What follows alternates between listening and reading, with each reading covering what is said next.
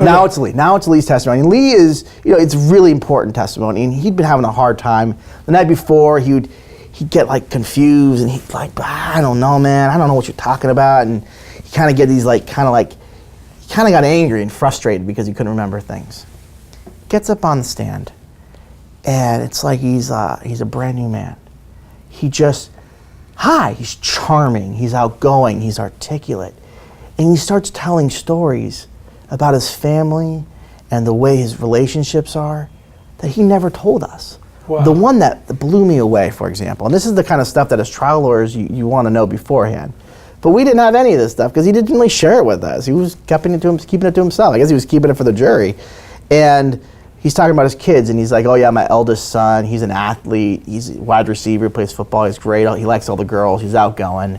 My younger son, he's a little more shy, he's kind of into the books, he wants to be a chemist. And actually, it's really funny, every so often, he every couple of weeks, he goes and he makes me a potion to help cure my cancer.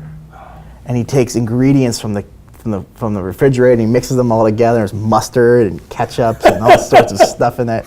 And he gives me these potions, and I gotta drink them. They taste terrible, but I gotta drink them. And it's and it was like so moving to hear that story. It's a small little story, but it helps you understand the relationship, And so Lee just does a phenomenal job. Just a phenomenal job. And when the defendants go up there to cross-examine him, at one point he got a date mixed up, right? And they go, well, isn't it true this is the actual date? And he goes, you know what?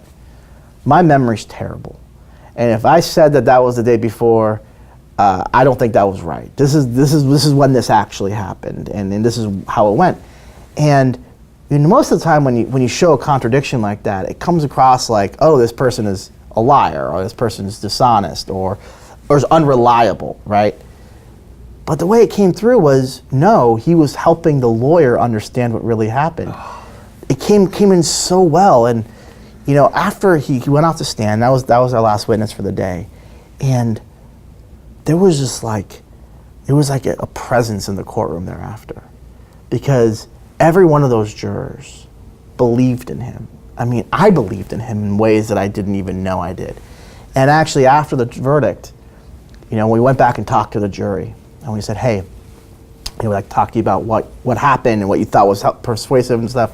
And he said, Mr. Wisner, we'd love to talk to you. We'd love to talk to you. But, before that, we want to talk to Lee. Can you bring him in?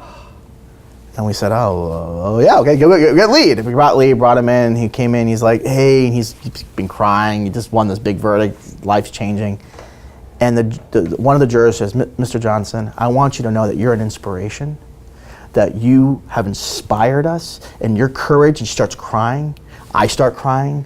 Lee starts crying. I'm starting to cry. It was overwhelming. And at one point, one of the jurors says, Lee, when we heard you testify, we had your back. Because we know that if you were in our jury, if we were on the stand, and you would have done the same thing for us. And they all just got around and they hugged him in one group hug. I mean, it was powerful. I mean, you want some behind the scenes stuff, and it's pretty raw when you get there. That's raw. Yeah. That's beautiful. Yeah, it was pretty amazing. What a moment. It really was. Thank you. Oh my goodness. I'm so glad you shared that with everyone. Yeah. Oh, that gives a level of personhood, of compassion to this victory that is so beautiful. Thank you. All right, so there's the next story we have gotten from the behind the scenes. Sure. Thank you, Brent. We're going to be looking at some more information in just a moment.